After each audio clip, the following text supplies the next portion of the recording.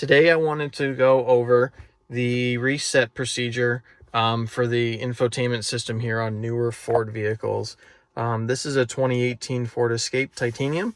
It's fully loaded, so we have the Sync 3 system and all the fanciness here. So this vehicle does have 160 something thousand miles on it, so she's getting up there in age. This vehicle was used for rideshare for many years, so she is starting to show her age a little bit. Mainly sometimes, and as of right now, this is completely unresponsive for any sort of inputs, or if I turn the radio up or down, or if I try and use any of these buttons, it's completely unresponsive. So there is a very simple and effective way to reset this very quickly.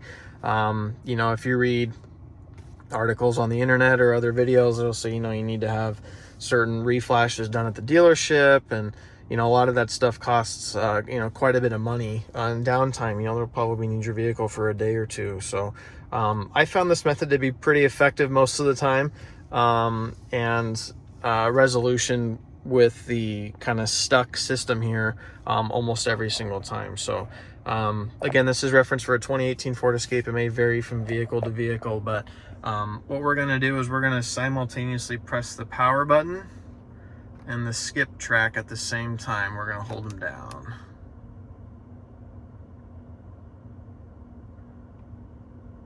Oh, and you'll see the screen go blank, and that kills all the accessories. So all the USB in the accessory outlet, and the USB in here as well. And you can see she's restarting. That's my dash cam because it's plugged in via USB.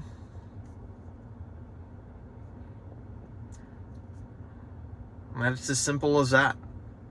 So this is going to be completely reset, and with any luck, this should be, yep, we can go into all the menus. Everything works.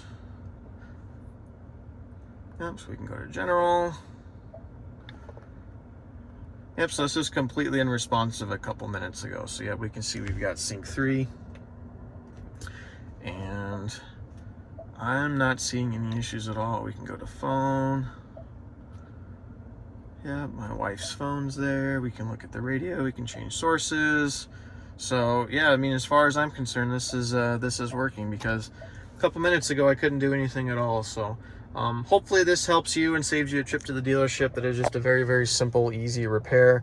Let me know in the comments what you think, or if you have any other issues, and I'll see you in the next video. Don't forget to like and subscribe. Thank you.